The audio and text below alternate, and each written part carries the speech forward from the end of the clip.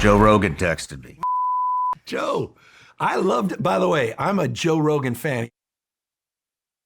California Governor Gavin Newsom was in the hot seat earlier this week. Podcaster Shawn Ryan peppered him with questions about his apparent buddy, Joe Rogan, chief among them whether the governor has any, quote, remorse for draconian, unquote, COVID-era policies, which Rogan claims were influenced by Big Pharma. Take a look.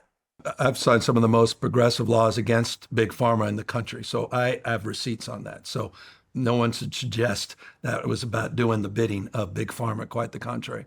And I know everyone's a genius now in hindsight, but at the time, none of us knew what we were up against, including the President of the United States, who I worked very closely with. There wasn't a Democratic governor in America that worked closer during the pandemic than I did with Donald Trump. Newsom added California is at the forefront of looking into where the COVID response went left. Let's watch.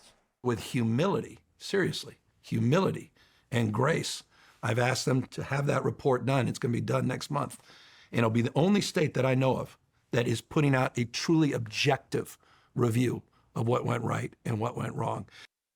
What a great response. You should be satisfied. He owned up. He said it with humility. And he said the best thing that I love, everybody is a genius now, right? Everyone could speak from the place of confidence, what they would have done. Sure, if you were prepared for a pandemic like COVID, like we will be in the future, if that ever happens, hopefully it never does, we might see signs that we can do better based on historically or recent history, something that we've done wrong. But everyone's speaking from a place of knowing when it was a complete, like, it was just like no precedent was set for that in our lifetimes of something of that magnitude, shutting down the world, and people were scrambling president down to try their best to figure out a solution, listening to leaders that were put in position at some of the top, agencies that advise us on medicine and ideas and masking and protection and health guidelines. And people were just trying their best. So wouldn't you rather go too far when it comes to protecting people or trying to, rather than doing too little because you felt like people may be uncomfortable? No, I would rather do too little. No, I would rather do too much every time, just in case. Also, his content, look, I appreciate that he apologizes, and I don't have a specific axe really to grind with Gavin Newsom. I don't know that the policies were due to Big Pharma's influence or not. That's kind of like a left-leaning idea. Maybe it was, maybe it wasn't. I don't know. That's not the point. I don't like the policies. I'm glad he's apologizing for them, sort of. But the idea that no one knew anything, but that ignores all of the opposition there was to the policies all along, people who ended up being right. And in fact, I would argue the pandemic playbook, there was one, and it was thrown out. Fauci himself had said, well, we don't do, people can wear masks if they want, but we don't do, masking is not really going to work or be important. That was the initial take. And then when there was panic, then he's like, no, everyone reach for a mask. I only said you don't need to do masks because I was worried there wasn't going to be enough masks for medical people. So then it's like, well, I told a noble lie is then what he said, which that itself was a lie because that's not what he said initially. And then it changed again and again and again, went back and forth. Also, we can point to peer nations that did not, along the same similar time frames, did not lock down or mandate as aggressively as we did. I love when left-leaning people are always like, we should be more like social democracies in Europe. If you look to Europe, Europe didn't. You look, school closures were not as aggressive. Mask mandates were not as aggressive. Vaccine mandates were not as aggressive. The idea of masking children was never a thing in many peer countries. We did all of that stuff harder. And we had worse health outcomes because we have an overall population that's not as healthy. But it didn't matter. There was no difference in even if you looked from state to state, because there's wide variance in how many mask mandates and lockdowns that Florida had versus California, for instance.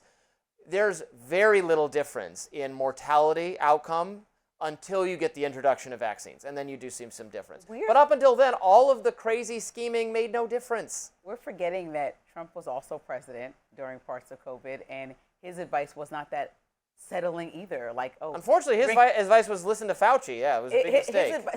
This is the reason why I couldn't vote for him. issue. This is so that's what I'm saying. Like, people were just literally following the guidance of what they thought might work, and so to try to pick people to blame, like, I know that, like Joe Rogan, you have a vendetta about how COVID was handled. I certainly think there were huge missteps that we can all look back and fix for the future. But in the moment of chaos, for Dr. Anthony Fauci to say, let's mask up because it'll bring the anxiety down of the nation as a whole, I think that's a responsible leader That's a leadership thing to do, right? To say, I don't want complete panic. I don't want this. This is why presidents come out and speak about major events. Hey, as you've seen, they'll do a late night press conference, 11 p.m. to address the nation, because you can't allow idle minds to go crazy. And we had nothing but idle minds during the pandemic because a lot of people weren't able to work. A lot of people weren't able to move around. A lot of people were scared, not knowing what would happen next. A lot of people saw their friends and family on ventilators. So when you have that level of angst, like, no one knows what to do with that. That's not something that people would have a hold on. So the best ways to handle it. In Washington, D.C.,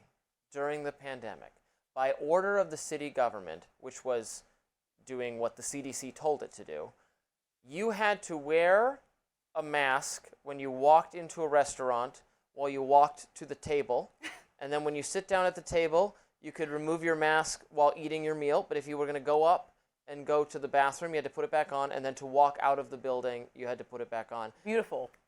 Just in case that protected you, I'm down. That's what I'm saying. More protections, not less. That was so stupid, it made me into a crazy person. The idea that...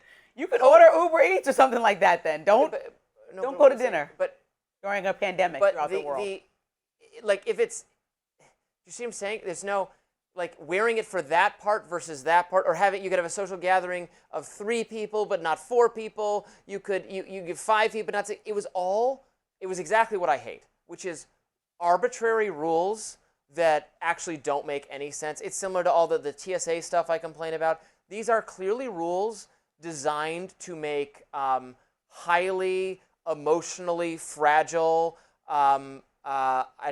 people have the illusion of comfort. Well, and I don't want my I told you how I feel about TSA. I don't want government made by emotionally emotionally fragile. fragile people. You can put all my electronics through as long as I feel safe. Then people like you feeling need of to not be in government decision making. You know what? That's why I'm a television host, because I like to feel safe. Trick me. Okay, give me a mask, trick me. I will not if be I want to governed feel safe by- and calm down my anxiety, then yes, we are all good to go. I don't want to be governed by people who don't care or don't want or don't like socialization. If there's a 0.001% chance that somebody with a laptop not getting checked through TSA can cause an issue on my flight, give me all the TSA checkpoints, right? I don't care if there's a 0.001 chance that somebody can pass COVID to me without a mask on, or wear a mask. I'd rather be protected. I like my life. So you will reduce the rate of harm to you in all. Well, how fast do you drive? You don't drive to work. You could drive 5 miles per hour instead of 15. It's a 0.0001% When cars chance. first started, I'm sure 5 miles per hour was the speed, right? But I'm saying we can always unprecedented. Why aren't you wearing a helmet right now? In the you office? What if you trip on that?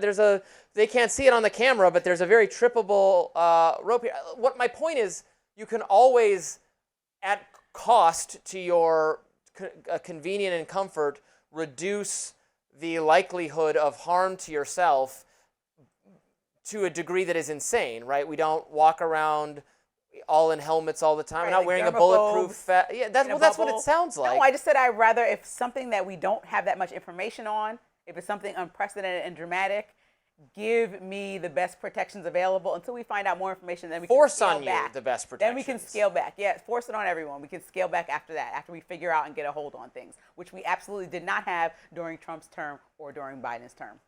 I don't know. I disagree with that so strong. I think it's fine for you to have that option. I think if you want to wear a helmet and a bulletproof vest all the time, if you want to be bubble boy, bubble girl, up in here, that's your business. I don't care. I will make fun. I was going to say, I won't, say anything, but I will make fun of you. But I won't take that right away from you. But you want to take away my right to not do that, it seems Look, I think if we got offensive. on the airplane and they made everyone, I take the wipe and, do my whole seat and do they should make everyone do that. But then we found out for COVID that was all I still want to see it. Washing the vegetables, washing the groceries. What's wrong with being clean? What's wrong with being extra tidy just in case you can get a cold? What's wrong with performing an exorcism and making sure there are no evil spirits? I wouldn't be against that. Magic. This is nonsense. This is not science. And these are rules from people who purport to be scientists. It's not science. And suggestions from politicians that didn't know what to do. So I could talk about this for hours and hours and hours, but we will leave it there. Lots more to talk about today on Rising. Stay with us.